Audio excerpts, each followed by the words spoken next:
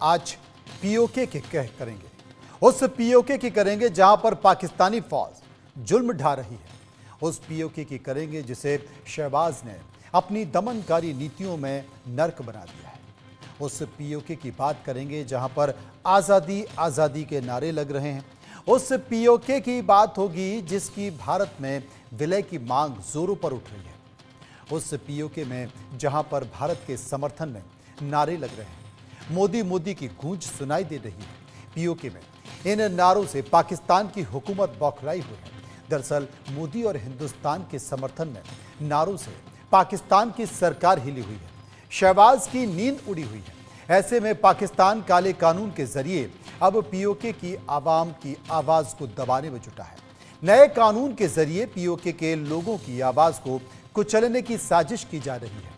इसी बात पर आज हम चर्चा करेंगे, साथ ही लोगों की राय भी जानेंगे और बताएंगे कि आखिर पीओके की तस्वीर कैसी है। लेकिन इन सब के बीच एक बयान है और वो बयान देश के गृह मंत्री अमित शाह का है। उन्होंने कुछ दिन पहले ये बयान दिया था और वो बयान जो दिया था उसी की एक तस्वीर पीओके में अब दिखाई दे रही है। सुनिए। पहले नारे आजादी के यहां लगते थे, यहां पर आजादी के नारे कश्मीर में, अब पाक ऑक्यूपाई कश्मीर में आजादी के नारे।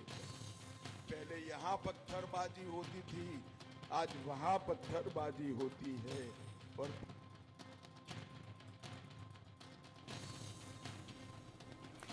तो आपने सुन लिया कि क्या कहा गया। इसी के इर्द गिर्द जो तस्वीरें आप देख रहे हैं ये पीओके की तस्वीरें हैं। वहां पर लोगों ने विरोध प्रदर्शन कर दिया है, पाकिस्तान की हुकूमत के खिलाफ नारेबाजी हो रही है, प्रदर्शन किए जा रहे हैं सरकारी कार्यालयों पर। और महंगाई के कारण ये लोग सड़कों पर उतर आए हैं और वो अब आज़ादी की मांग कर रहे हैं। उन लोगों का कहना है कि अब हम लेकर रहेंगे आज़ादी, हमें मिलनी चाहिए आज़ादी। और इससे पाकिस्तान की सरकार घबरा गई है। पाकिस्तान की सरकार ने एक फरमान भी जारी कर दिया है। फरमान इसलिए भी जारी कर दिया है क्योंकि उसको लगता है कि कहीं तख्ता पलट ना हो जाए। बड़ा फंड, करीब 23 अरब का फंड पाकिस्तान की सरकार ने तत्काल पीओके के लिए जारी किया है। और भी बहुत सारी तस्वीरें, एक बार इस खबर को देख लीजिए, आप समझ जाएंगे।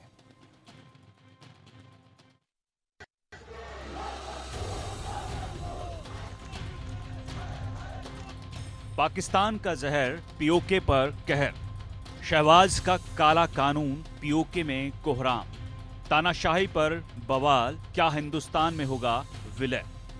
पीओके में उठ रही ये आवाज पाकिस्तान के काले कानूनों के खिलाफ है, शहबाज के उस दमनकारी कानून के विरोध में है जिसमें पीओके की आवाज का गला घोंटा जा रहा है। पाकिस्तान की फौज गोलियों के दम पर कश्मीरियों का दमन कर रही है।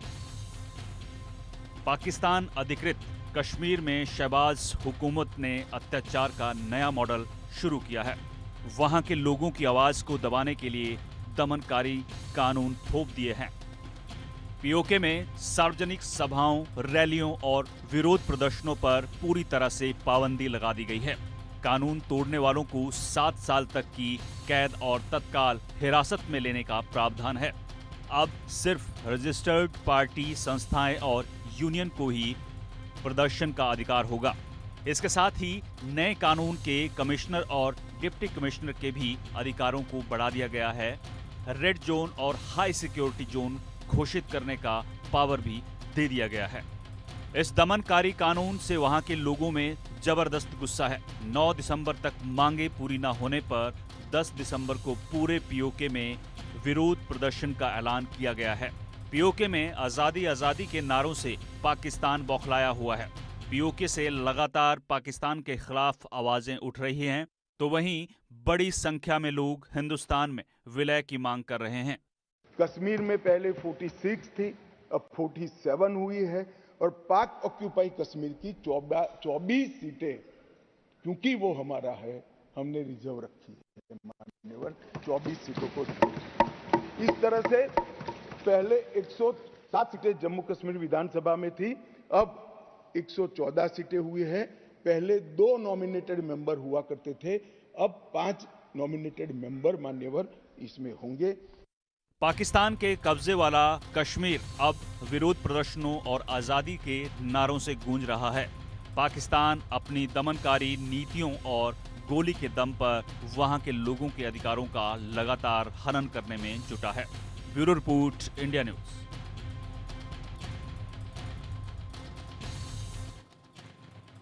पीओके के ये हालत क्यों बने? आखिर कौन सा वो संगठन है जो सरकार के खिलाफ इतना मुखर हो गया है? कौन सा वो संगठन है जिसकी धमक इस्लामाबाद तक देखी जा रही है? कौन सा वो संगठन है जो जनता के मुद्दों को लेकर सामने आ गया है? पीओके में महंगाई चरम पर है। गेहूं, आटा, चावल, ब्रेड सब कुछ महंगा हो चुका है। यहां तक कि टैक्स और बिजली से भी लोग परेशान हैं। अजय जांड्याल इस वक्त हमारे साथ मौजूद हैं, हम उनके पास चलेंगे। अजय, अचानक पीओके को क्या हुआ है? देखिए मनोज, पीओके को अचानक कुछ हुआ है ये नहीं कहूंगा, क्योंकि पिछले कई दशकों से पाकिस्तान के कब्जे वाले कश्मीर में जब लोगों पर लगातार दबाव रहा, लोगों पर अत्याचार हुए, महिलाओं से बलात्कार हुए, युवा अगर आवाज उठाता था तो उसे किडनैप करके उसको जेल में भर दिया जाता था या फिर मार दिया जाता था। और जिस तरीके से अत्याचार के साथ साथ महंगाई की मार इन लोगों पर पड़ी और सुनने वाला कोई नहीं था, क्योंकि पाकिस्तान के कब्जे वाले कश्मीर में लोगों को एक थर्ड क्लास सिटीजन माना जाता है, क्योंकि पाकिस्तान सिर्फ समझता है कि पंजाब उसका है, बाकी तमाम लोग, चाहे वो गिलगित है, बाल्टिस्तान है, बलूचिस्तान का इलाका है, खैबर पख्तूनख्वा है या पाकिस्तान के कब्जे वाला कश्मीर, ये उनका है नहीं और वो मानता भी नहीं है। इसी वजह से तमाम रिसोर्सेज इस्तेमाल किए जाते हैं। आपको बता दूं कि अगर पीओके में जो भी रिसोर्सेज है उसका इस्तेमाल कराची के लिए हो सकता है, लाहौर के लिए हो सकता है, तो वहां के लिए क्यों नहीं? इस चीज का विरोध लोग कर रहे थे। और जब नहीं समझे, अब नहीं पाकिस्तान समझेगा, ना उनको सुनेगा, तो उसके बाद कुछ और हो नहीं सकता, विरोध हो सकता है। विरोध ही बचा था उनके पास जो कर सकते थे, ताकि दुनिया को दिखा सकें कि वो क्या जिंदगी जी रहे हैं। मगर जब उस विरोध पर भी अंकुश लगाने की कोशिश पाकिस्तान ने की और ये कहा कि अगर आप विरोध करेंगे, प्रदर्शन करेंगे, आवाज उठाएंगे तो आपके सलाखों के पीछे डाल देंगे, तो उसके कारण आज पाकिस्तान के कब्जे वाले कश्मीर के मीरपुर की बात करें, कोटली की बात करें या फिर रावलाकोट की बात करें, तमाम लोग सड़कों पर हैं। पूरी रात ठंड के मौसम में वो लोग सड़कों पर रहकर अपनी आवाज उठा रहे हैं और दुनिया के जो अंतर्राष्ट्रीय समुदाय है उससे मांग कर रहे हैं कि पाकिस्तान को देखिए वो क्या कर रहा है। और एक तस्वीर जब वो मनोज देखते हैं कि एक पाकिस्तान के कब्जे वाला कश्मीर है जिसको जबरन वहां पे रखा हुआ है, जिन पर अत्याचार होते हैं, महंगाई की मार है, जिनको आटा 200 से 250 रुपए किलो मिलता है, और एक इस तरफ वाला जम्मू कश्मीर जो तरक्की की ओर लगातार बढ़ रहा है, लोग शांति से जी रहे हैं, सैलानियों से हरा भरा है और आटा 24 रुपए, 30 रुपए, 35 रुपए किलो है, तो उनको भी लगता है कि ये अत्याचार नहीं और क्या है। ये अत्याचार नहीं तो ये क्या है? बहुत बहुत शुक्रिया करेंगे आपका अजय। और निश्चित तौर पर जिनका आप जिक्र कर रहे थे कि पीओके में जितनी भी चीज़ें हो रही हैं उनका इस्तेमाल पूरा पाकिस्तान कर लेता है, लेकिन वो चीज़ें पीओके को क्यों नहीं मिल पा रही हैं? उदाहरण के तौर पर वहाँ पर मंगला डैम है जो पूरे पाकिस्तान को करीब 20%, पाकिस्तान में जितनी बिजली लगती है उसका 20% पैदा करता है, लेकिन उस 20% का ही 30% पीओके को मिलता है, बाकी का क्यों नहीं? इसलिए पाकिस्तान जो पीओके है वो पीओके भी बिजली संकट से परेशान है, लेकिन सरकार सुनने को तैयार नहीं है। और जो तस्वीरें आप देख रहे हैं शायद वो एक बानगी इसकी भी है। अजय का शुक्रिया करेंगे। आगे बढ़ते हैं, बात कर लेते हैं इस मुद्दे पर। हमने जनता के बीच जाकर सर्वे किया है, कई सारे सवाल पूछे हैं, एक बार सवालों को ले लेते हैं। पहला सवाल जो हमने लोगों से पूछा कि पीओके में राजनीतिक रैलियां, सभाओं और विरोध प्रदर्शनों पर 3 साल तक की सजा, रेड जोन घोषित करना और कई प्रतिबंध लगाना क्या पाकिस्तानी राष्ट्रपति के नए अध्यादेश सही है? 43% लोगों ने कहा सही है, 49% लोगों ने कहा गलत है और 8% इस पर कुछ भी कहना नहीं चाहते थे। सर्वे का एक और सवाल, पीओके के लोग राजनीतिक कैदियों की रिहाई, पुलिस हिंसा के खिलाफ मुआवजा और विकास रोजगार को लेकर विरोध प्रदर्शन कर रहे हैं, आपकी राय?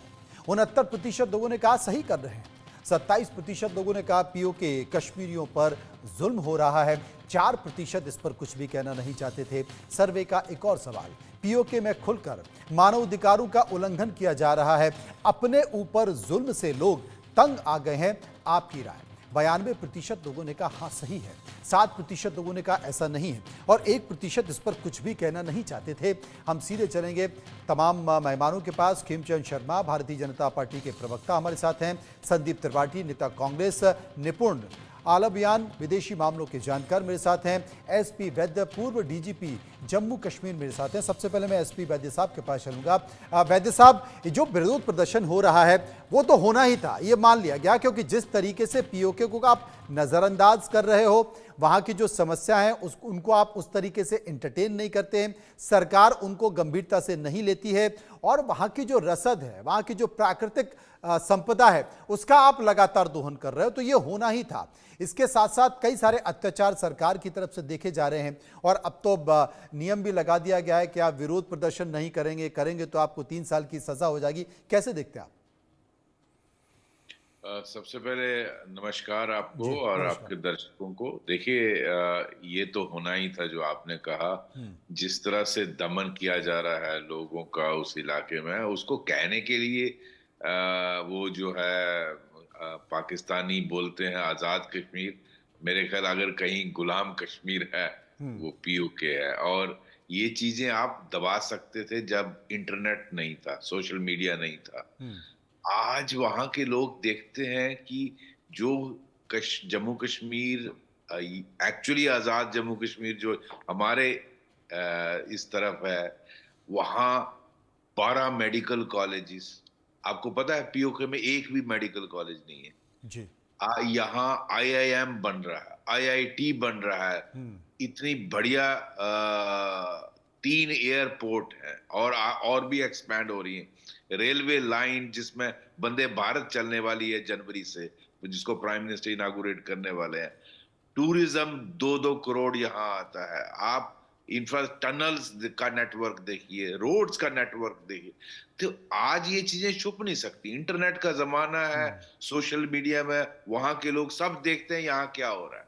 अब हम पाकिस्तान की चैनल्स देखते हैं, वहां यूट्यूब में सब कुछ दिखाते हैं और वहां की हालत देख लीजिए। वहां एक अच्छा हॉस्पिटल नहीं है, वहां एक एयरपोर्ट नहीं है, वहां बेसिक फैसिलिटी नहीं है। अब आटे की नौबत आई है, वहां खाने की चीजें मुहैया नहीं है। तो जब आप कब तक दबाओगे लोगों को? और जब वो प्रोटेस्ट करना चाहते हैं, वो कहते हैं हमें हमारी जान छो, हमारा रास्ता खोलो भारत के साथ, हमें मोदी जी जैसा लीडर चाहिए, तो तब आप उनको दबाने की कोशिश करते हो। इस तरह का आदेश निकालते हो कि 3 साल की सजा डिप्टी कमिश्नर को एक्स्ट्रा पावर्स दी गई डिविजनल कमिश्नर्स को, और रेड जोन बना दिए और स्पेशल सिक्योरिटी जोन बना दिए। आप कोई रैली नहीं निकाल सकता, कोई प्रोटेस्ट। जब लोगों को आपने बिल्कुल गला घोटा, जो बोलता है वो जो यूथ है वो गायब ही हो जाता है, वो उसका घर वालों को पता ही नहीं चलता है और कोई अकाउंटेबिलिटी नहीं है।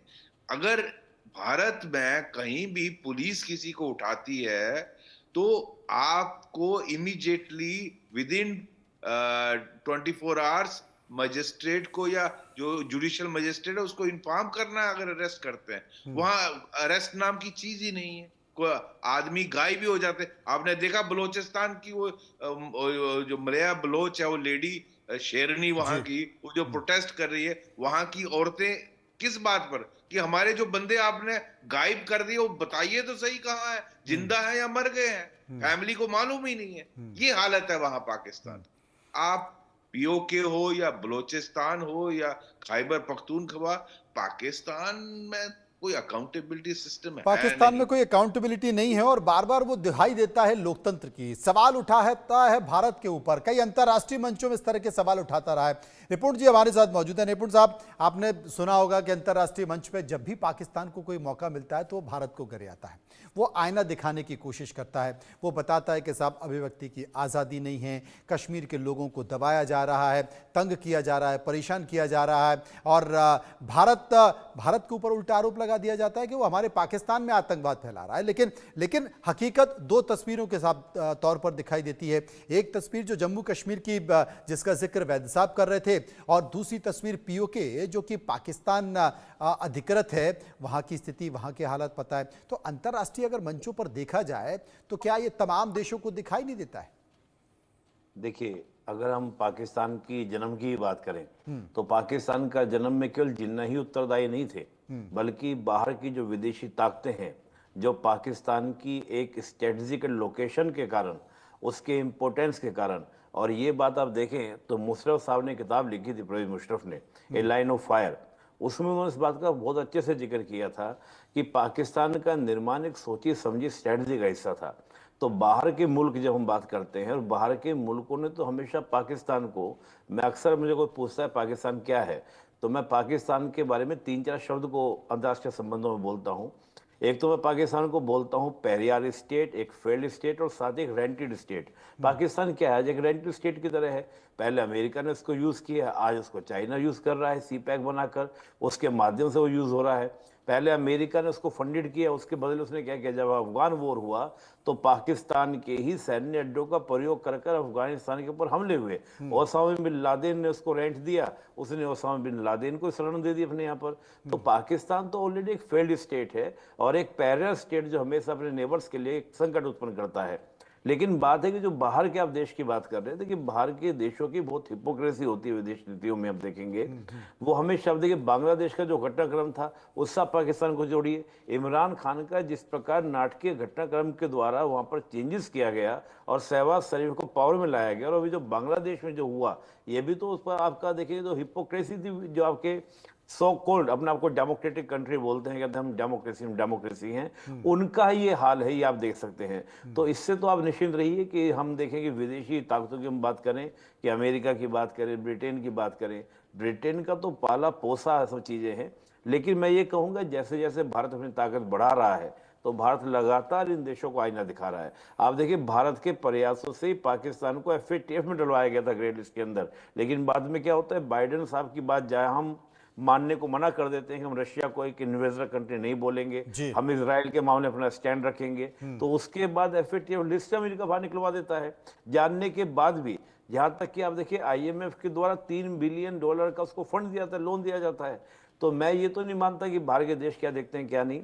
और रही बात POK की, जो एक बड़ा इंटरेस्टिंग आपने आज मुद्दा उठ लिया, बहुत इंटरेस्टिंग बात है।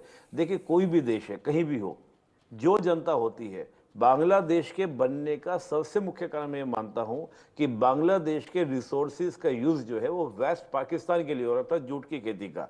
और यही बात आज POK के अंदर जो हो रहा है, जो भारत की जमीन है, वहां के लोगों का शोषण, वहां के संसाधनों का दोहन, वो कौन कर रहा है, पाकिस्तान इस्लामाबाद और पंजाब और सिंध के डेवलपमेंट के लिए कर रहा है। यही बात वहां पर बलूची मांग कर रहे हैं, और खैबर पख्तूनख्वा की मांग जो है सेम इसके इसी तरह की आपकी मांग है। बिल्कुल इस तरह की मांगे हो रही हैं और पाकिस्तान अब धीरे धीरे अपने खुद के बुने जाल में फंसता जा रहा है। सर्वे के कुछ और सवाल हैं, उसके बाद मैं अपने राजनीतिक साथियों के पास चलूंगा। सर्वे का एक और सवाल है कि क्या POK को भारत में वापस लाने का समय आ गया है? 86% लोगों ने कहा हाँ, 14% लोगों ने कहा ना। एक और सवाल जो हमने लोगों से पूछा वो सवाल था कि जम्मू कश्मीर में विकास, अमन, चैन देखकर POK के लोग भारत के साथ रहना चाहते हैं।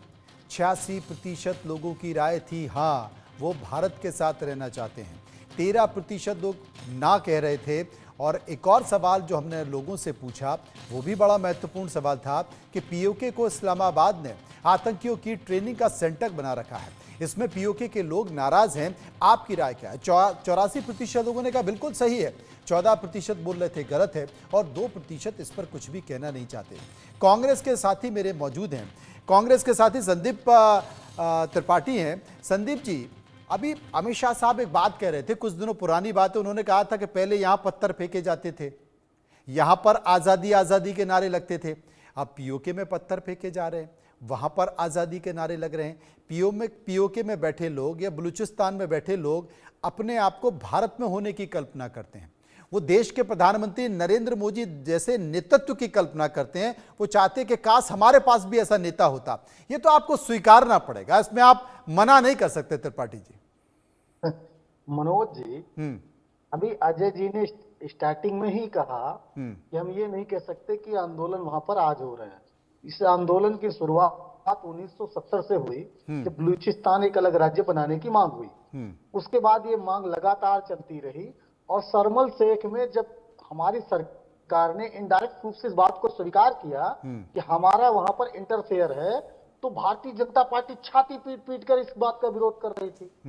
तब बताइए कि तब भी ये आंदोलन चल रहा था और हमारी सरकार इस बात को मानती थी कि हम हमारी वहां पर कुछ एक्टिविटीज है और जो है उस आंदोलन को हमारा समर्थन है। लेकिन वहीं 2023 में जब वहां की निर्वासित जो है प्रधानमंत्री ने मोदी जी से समर्थन मांगा तो मोदी जी ने समर्थन दिया क्या?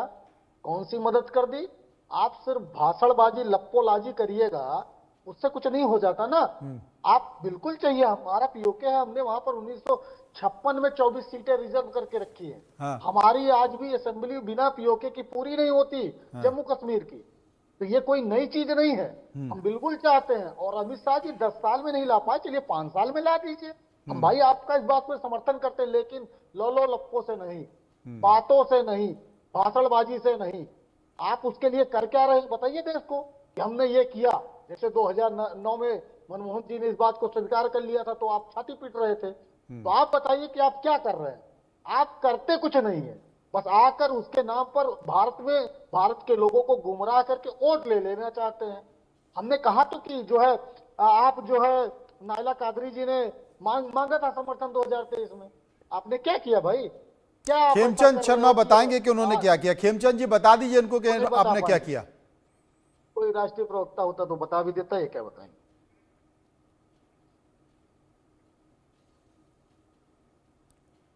अनम्यूट तो कर कोई नहीं, लीजिए। आप बड़े नेता हैं, मैं तो एक छोटा सा कार्यकर्ता हूं, लेकिन बताने की कोशिश करूंगा हम लोगों ने क्या किया है। आदरणीय प्राइम मिनिस्टर मोदी जी ने वो किया है जो इंडिया गठबंधन 60 सालों में नहीं कर पाया। आप लीजिए। 60 साल के सॉरी, आवाज आ रही है? बोलिए आप बोलिए। हाँ, 60 साल में आदरणीय प्राइम मिनिस्टर मोदी जी ने घर घर में टॉयलेट बनवाया जो ये नहीं बनवा पाए, घर घर में बिजली पहुंचाई, ये नहीं बनवा पाए। सर पीओके की बात हो रही है, बताइए भैया, आ रहा हूँ पीओके पे आ रहा हूँ। हाँ, पीओके पे आ जाओ, टॉयलेट की बात बाद में कर लेंगे। हाँ चलो ठीक।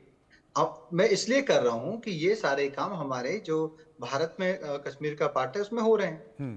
और 370 हटने से पहले बहुत सारी जो भारत की योजनाएं जिनका लाभ सबको महिलाओं को पर्टिकुलरली पहुंचना चाहिए था वो नहीं पहुंचा। अब पहुंचा तो भारी मात्रा में वोटिंग हुई, लोगों का पार्टिसिपेशन बढ़ा। लोग चाहते हैं कि वो इलेक्टोरल सिस्टम में शामिल हों और शामिल होकर अपनी बात रखें, और उसी का परिणाम है 370 हटने के बाद जिस तरीके से युद्ध स्तर पे हमारे कश्मीर में डेवलपमेंट हुआ है, वहाँ पे काम हुआ है। अरे चुप करो यार, पहले बोलने दो। एक बार त्रिपाठी जी, खेमचंद जी को बोलने दीजिए, उनका समय उनको बोलने दीजिए। खेमचंद जी को बोलने दीजिए, उनका समय। त्रिपाठी जी एक बार सुन तो लें, उनकी पूरी बात तो सुन लें। दुनिया भर की बातें कर रहे हैं। त्रिपाठी जी उनकी पूरी बात तो, खेमचंद जी की एक बार पूरी बात तो सुन लें। हाँ खेमचंद जी। और रही बात आपकी, तो भैया मैं भी कई जगह बाहर भी रहा हूँ, थोड़ा पढ़ा लिखा हूँ, 2 मास्टर डिग्री है मेरे पास भी, है ना। आप बड़ के नेता हो, मैं समझता हूँ। तो पीओके में जो हो रहा है 2 तरीके से। अब आप बोलोगे पाक को अमेरिका ग्रांट देता है। कितनी ग्रांट दे रहा है? हमसे पहले कितना देता है, अब कितने दे रहा है? पहले पाक आज यूएस एलाइज, अब नहीं, अब हम हैं उनके पार्टनर। वो पाकिस्तान नहीं है। पाकिस्तान कटोरा लेके क्यों घूम रहा है? पहले एक वो फेक करेंसी का पूरा एक पैरेलल इकोनॉमी भारत में चलाता था अपने उग्रवादियों के माध्यम से।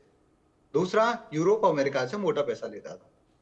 उसकी कहानी चल रही थी, दोनों चीज रुकी, कटोरे पे आ गया, भीख मांगने की नौबत आ गई। आज उनको अमेरिका तो छोड़ो, यूरोप तो छोड़ो, आज मिडिल ईस्ट में जो उनको अपना एक भाई मानते थे वो उनको एंटरटेन नहीं करते। और वहां पे जब आदरणीय प्राइम मिनिस्टर मोदी जी जाते हैं, खुद उनके किंग, उनके सेकंड इन कमांड सब आके आदरणीय प्राइम मिनिस्टर मोदी जी को रिसीव करते हैं। ये मोदी जी की ताकत, देश की ताकत है, 140 करोड़ लोगों की ताकत है, क्योंकि मोदी जी ने उसको यूटिलाइज किया है, उसको डिस्प्ले किया है, उसको उन्होंने कंसोलिडेट किया है और दिखाया है कि हम अच्छी सरकार है, स्टेबल सरकार है, अच्छी नीति की सरकार है। चीजों को बेहतर किया जा सकता है। सर्वे का एक और सवाल है, भारत में जम्मू कश्मीर के लोग मुख्य धारा में देश में जुड़े हैं और सेवा दे रहे हैं, लेकिन पीओके में भारी भेदभाव है। आपकी राय? 87% लोगों ने हाँ कहा, 9% लोगों ने ना कहा और 4% लोग इस पर कुछ भी कहना नहीं चाहते थे। इन सब के बीच एक बयान भी है और वो बयान बहुत कुछ कहता है। वो बयान इसलिए कहता है क्योंकि कई सारी चीजें भी हैं। डिफेंस एक्सपर्ट रिटायर्ड ब्रिगेडियर राजन जामवाल ने इस मसले पर क्या कहा है, सुनिए। खैबर पख्तूनख्वा, बलूचिस्तान और अब पाकिस्तान के कब्जे वाले कश्मीर में भी प्रदर्शनों का दौर जो है वो तेज हो गया है। जी हां, आपको बता दूं कि पाकिस्तान के उस ऑर्डिनेंस जिसमें यह कहा गया कि लोग जो हैं वो किसी तरह का विरोध प्रदर्शन सरकार के खिलाफ नहीं कर सकते हैं, उसको लेकर लोगों का गुस्सा साथ में आसमान पर है। पिछले 3 दिनों से लोग सड़कों पर है। रावलाकोट से शुरू हुआ प्रदर्शन अब आहिस्ता आहिस्ता मीरपुर कोटली में भी पहुंच गया है। मेरे साथ इस पे बात करने के लिए ब्रिगेडियर राजन जमाल है कि आखिरकार क्या वजहें रही। ब्रिगेडियर साहब, जिस तरीके से पाकिस्तान के कब्जे वाले कश्मीर में अब लोग मुखर हो गए हैं, लोग सीधे तौर पर पाकिस्तान सेना और सरकार के खिलाफ विरोध प्रदर्शन में उतर आए हैं, कैसे इसे देखते हैं और लग रहा है कि अब पाकिस्तान के लिए मुश्किलें और बढ़ जाएंगी? देखिए, मल्टीपल फैक्टर्स हैं। पाकिस्तान का जैसे हाल रहा है पिछले कई सालों में, इसमें इकोनॉमिक फैक्टर है, पॉलिटिकल फैक्टर है, मतलब एक एक करके हम जिक्र कर सकते हैं। इकोनॉमिक फैक्टर में जो हालत है इस वक्त पाकिस्तान में लोगों की, जो आटे दाल के हमने देखे हैं कि कैसे लोग लूटने पे आ गए हैं, एंड बिजली की कीमतें कितनी बढ़ गई हैं, पानी की, मतलब हर चीज़ की महंगाई बढ़ रही है और इनकम कम हो रही है। So end of the day एक किस्म की भुखमरी है। सो नेचुरली ये एक फ्रस्ट्रेशन, इकोनॉमिक फ्रस्ट्रेशन आम आदमी में देती है। ऊपर से द वे जो पॉलिटिक्स खेली, ये इस तरह के संकेत हैं जो कि जामवाल दे रहे थे। मेरे साथ वैद साहब मौजूद हैं। वैद साहब, ये जो स्थिति है यहाँ पर एक महंगाई बड़ा कारण बताया जा रहा है। इसके साथ साथ अमीर और गरीब व्यक्तियों के बीच की जो खाई है, यानी कि आप अमीर हैं तो आपको सब कुछ मिल जाएगा, सारी व्यवस्थाएं मिल जाएंगी, गरीब हैं तो आपको कुछ नहीं मिलेगा, आपको तकलीफ मिलेगी, परेशानी मिलेगी, संकट मिलेगा। जिसका जिक्र खेमचंद कर रहे थे कि अभी तक वो अपने आप को इस्तेमाल करते हुए तमाम देशों से पैसा लेता था और अपनी सरकारों को चला था। अब उसके हाथ में कटोरे जैसी स्थिति आ गई है। वो दूसरे लोगों को देख रहा है, दूसरे देशों को देख रहा है, अमेरिका को देख रहा है, चाइना को देख रहा है, लेकिन उतनी रसद उसको अब मिल नहीं पा रही है। ऐसे में निश्चित तौर पर पाकिस्तान कंगाल है, और जब कंगाल है तो विरोध प्रदर्शन वहाँ कैसा हो रहा है। इमरान खान के समय पे भी देखा, तमाम ये जो चाहे पीओके हो या फिर पख्तूनख्वा हो या फिर ये बलूचिस्तान हो, वहाँ की स्थिति है। लेकिन अगर वहाँ ब्लास्ट होगा, अगर वहाँ इस तरह का विरोध होगा, तो निश्चित तौर पर भारत को भी बड़ा संभल कर रहने की जरूरत है। बिल्कुल सही कह रहे हैं आप। भारत को संभलना, क्योंकि नेबरहुड में अगर डिस्टरबेंस होगी तो उसका असर हमारे ऊपर पड़ता है। और वहाँ 25 करोड़ लोग रहते हैं लगभग। तो आप इमेजिन करें, एक फेल्ड स्टेट, एक भिखारिस्तान बन गया है। और ऐसा देश जिसमें रूलिंग क्लास जो है उसके लिए सबका मिशन होता है किसी तरीके, सबके पास ड्यूल सिटीजनशिप है, चाहे वो पॉलिटिशियन हो, चाहे वहाँ के आर्मी जनरल्स हो, ब्यूरोक्रेट्स हो, सब ने ड्यूल सिटीजनशिप रखी है। अपने बच्चों को आईबी कॉलेजेस में बाहर कनाडा, यूएसए और वहाँ भेज देते हैं, यूके में। और वह अल्टीमेट एम होता है अपना वहाँ रिटायरमेंट के बाद सब वहाँ चले जाते हैं। कोई कनाडा चला जाता है, वो लोग, और वहाँ का यूथ रहना नहीं चाहता पाकिस्तान में। जिस देश में इस तरह की हालत हो, भूखमरी हो, उनको कोई फ्यूचर नहीं दिखता कि हम यहाँ बैठ के, जितने वहाँ के जो पढ़े लिखे लोग हैं वो वहां से भागना चाहते हैं, वो वहां रहना नहीं चाहते हैं, क्योंकि अपना फ्यूचर उनका बिल्कुल ब्लीक दिखता है। और जब इतनी महंगाई हो कि आप किराया बिजली का नहीं दे सकते, आप पेट्रोल की कीमतें नहीं चुका सकते, आप खाने की चीजों में मतलब जितनी कमाई करते हैं उसी में सब चला जाता है, तो अल्टीमेटली जो गरीब पिस रहा है वो कहाँ जाएगा? हर आदमी तो भाग नहीं सकता, 25 करोड़ लोग। तो ये फ्रस्ट्रेशन जो है वो आम आदमी की निकल रही है। इसीलिए हर प्रोविंस में हालत खराब है। पीओके की क्या, आप देखिए बलोचिस्तान, आप देखिए खैबर पख्तूनख्वा, सिंध में, स्वाय पंजाब में चूंकि वो रूलिंग क्लास है, वहाँ के फौजी जनरल वहाँ के होते हैं, वहाँ के पॉलिटिशियन सब रूलर वहाँ के, बाकी वहाँ बुरी हालत है। और मुझे लगता है बहुत जल्दी, जिस तरह बांग्लादेश टूट के बन गया था, इसके 4 हिस्से होने वाले हैं और ये फेल्ड स्टेट जो है वो ज्यादा सरवाइव नहीं कर पाएगी। इसीलिए वहाँ का जो यूथ है वो पीओके के लड़के देखते हैं कि जो फ्यूचर हमारे काउंटर पार्ट का इंडिया में है, हम भारत एक इमर्जिंग पावर है, 5th लार्जेस्ट इकोनॉमी है वर्ल्ड की। वो चाहते हैं कि हम भी इसका हिस्सा बने, एक बिल्कुल हम भी सक्सेस। इसका हिस्सा बने, और प्रयास भी लगातार लोग करते हैं, लेकिन जब उन्हें कोई रास्ता नहीं मिलता तो वो क्या करेंगे। निपुण हमारे साथ मौजूद हैं। निपुण, एक बड़ा कारण महंगाई, चाहे वो ब्रेड हो, आटा हो, दाल हो, चीनी हो, महंगाई एक बड़ा कारण है, 7वें आसमान पर है। और दूसरी जो बड़ी नाराजगी थी कि जो गरीब लोग थे उनके पास कुछ करने को है नहीं, रोजगार है नहीं, बिजनेस है नहीं, वो जी रहे थे सब्सिडी पर, और सब्सिडी सरकार ने बंद कर दी। आने वाले समय में ये सभी देश के लोगों के लिए, जितने भी दूसरे देश हैं जो सब्सिडी पर चल रहे हैं, अपने यहाँ की गरीब जनता को सब्सिडी का आदी बना रहे हैं, ये उनके लिए भी अलार्मिंग है। जी बिल्कुल, और बिल्कुल सही बात आपने कही। देखिए, अगर महंगाई दर की बात भी करें, देखिए सब्सिडी खत्म करना, ऊपर से महंगाई दर अगर हम देखें पीओके में 37% है, तो ये तो एक निश्चित रूप से। और हम लोग जब उसको फ्री वीज की बात करते हैं तो श्रीलंका में हमने देखा है किस प्रकार की स्थिति रही है, कि श्रीलंका में फ्री वीज का रीजन क्या बना, कि वहाँ पे किस प्रकार का आर्थिक मंदी आई और इस प्रकार वहाँ पे क्राइसिस हुए। लेकिन अभी क्या था कि मैं आपकी डिबेट में, अभी हालांकि मैं इस चीज़ की टिप्पणी करता नहीं हूँ, लेकिन अभी जो संदीप त्रिपाठी जी हमारे कांग्रेस के प्रवक्ता हैं, उन्होंने पता नहीं जोश में बोल गए या पार्टी का उनका आधिकारिक स्टैंड से बोल गए, आई डोंट नो। मैंने तो आज तक कांग्रेस के किसी भी नेता से इस बात की तारीफ लूटते हुए नहीं देखा कि उन्होंने जो मनमोहन सिंह जी ने 2009 में शर्मशेख में जो बोला था, उन्होंने उसको लेकर ये प्रशंसा का भाव जता रहे हैं या उसमें गर्व महसूस कर रहे हैं। उसके बाद तो हमें कितना बार पाकिस्तान ने यूएनओ के मंच पर उसको हमारे को इंसल्ट किया, और ये इसको बड़े प्राउडली बता रहे हैं। 1971 में जो कांग्रेस ने किया पाकिस्तान के 2 टुकड़े, ये वाकई में प्राउडली मूवमेंट है, कांग्रेस को इसका पूरा श्रेय लिया जाना चाहिए। आज तो मुझे बड़ा आश्चर्य हुआ कि संदीप त्रिपाठी जी, मैं बस ये पूछना चाहूंगा संदीप जी से, ये क्या इनकी पार्टी का ऑफिशियल स्टैंड है? संदीप जी जल्दी बोलिए, समय खत्म है, जल्दी से 1 मिनट में। निपुण जी, मैंने ये कहा कि इनडायरेक्ट वे में जब मनमोहन सिंह जी ने, मैंने, आप पूरा शब्द सुनिएगा, इनडायरेक्ट वे में इस बात को स्वीकार किया। पहली बात संदीप तो जी, ये ऑफिशियल स्टैंड है कांग्रेस का? सुन तो लीजिए, ये कांग्रेस का ऑफिशियल स्टैंड है, हाँ जरा बोल दीजिए। ये आपका स्टैंड गलती से भूल गया। नहीं, इनडायरेक्ट कुछ नहीं, सीधे सीधा प्रश्न है। नहीं, सीधा सीधा नहीं होता कुछ राजनीति। नहीं, सीधा क्यों नहीं होता? आपने मैं बता रहा हूँ इंडायरेक्टली कैसे लेके, उन्होंने बोला था वहां पर, उन्होंने खुद गलती मानी बाद में आके भारत में। निपुण जी, मनमोहन जी ने खुद गलती मानी है। हाँ सुन लीजिए, मनमोहन सिंह जी ने यही कहा कि हम बिल्कुल इस विदेश बात को, मंत्रालय ने माफी मांगी थी इस बात की कि गलती हो गई थी वहां से उनपे। नहीं गलती नहीं मानी थी, मैं बता रहा हूँ क्या कहा था मनमोहन। मैं आपको दिखाऊं, विदेश मंत्रालय बता दीजिए। निकाला है अभी मैंने, विदेश मंत्रालय का निकाला है। हाँ ठीक है, दिखाइए। 2009 का निकाला मैंने। हाँ क्या आप निकाला है? आप ये बोल दीजिए, क्या शर्मशेख में जो मनमोहन जी ने कहा था सही कहा था? ये ऑफिशियल स्टैंड है कांग्रेस का, हाँ या ना? बस बिल्कुल मैंने कहा सर, हम ये कह रहे हैं कि बिल्कुल वो कहा ही नहीं था। मनमोहन सिंह जी ने इसी बात को आकर स्पष्टीकरण दिया भारत में।